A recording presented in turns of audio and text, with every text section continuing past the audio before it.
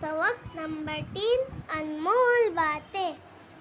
नन्हे झूठ है ऐसा ढोल, खुल जाता है जिसका बोल। मीठे बोल में जादू है, कड़वे बोल न हरगिज़ बोल। कहना चाहे जो भी बात, पहले खूब तू इसको तोल। गीबत अच्छी बात नहीं, देख किसी का भेद न खोल। बात बड़ों की फौरन मान, कभी न कर तू टाल मटोल। कोई न माने तेरी बात, गर बोले तू ऊंचे बोल।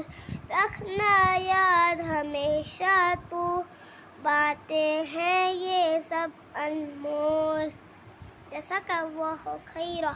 अस्सलामु अलैकुम।